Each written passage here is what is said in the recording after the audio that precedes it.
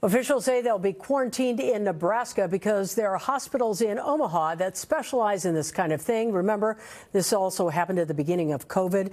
17 Americans on board. The disease first spreads from rodents to humans, but experts also say we don't have that type of hantavirus here in the U.S.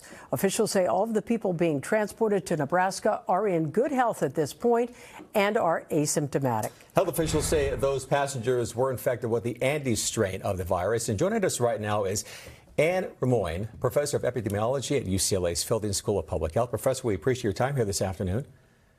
Nice to be here. Thank you. All right, for some context here, the Andes strain is endemic to South America, including Argentina, which is where the ship departed. How rare is hantavirus, and how does this particular strain spread?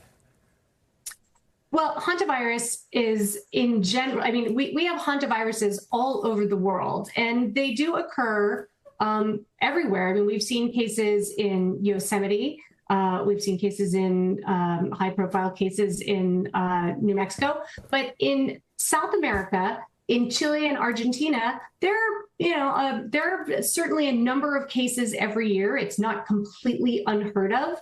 And this one particular strain, the Andes strain, is the only hantavirus strain, or the only hantavirus that actually transmits from person to person. Yeah, and when you hear that this strain spreads from human to human, although the cases are rare, does it have the potential to spread like the common cold or even COVID? This is a very different virus. This virus, first of all, you need a person to be infected through exposure to rodents, or your initial person to jump from rodents to humans. You need to have exposure to the droppings.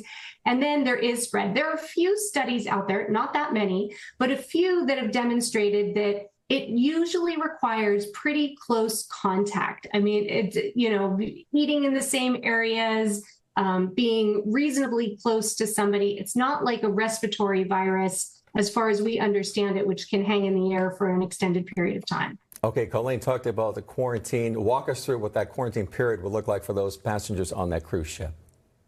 Well, the passengers on the cruise ship are all going to be repatriated to their own countries.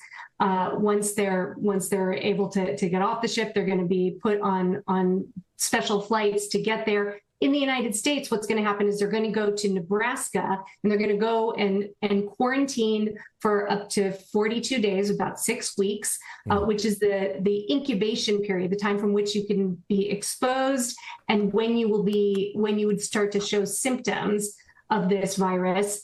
And it's really important because that place in Nebraska has all of the medical care required should somebody actually become ill with it. But this is a very containable disease when you know who has been exposed and you're able to get people into quarantine and isolate them if they're sick. Before we let you go here, what would you say to folks who are worried that this will turn into a pandemic or epidemic? What would you say to them?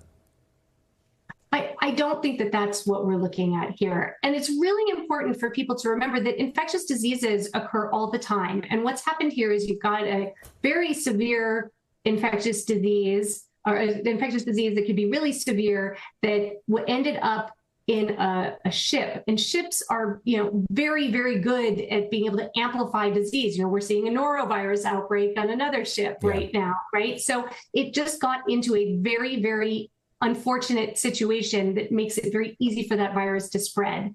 The long incubation period is going to work in our favor because, in general, people take a long time before they get sick. We'll be able to identify most people now that we know what it is and be able to get them quarantined and isolated.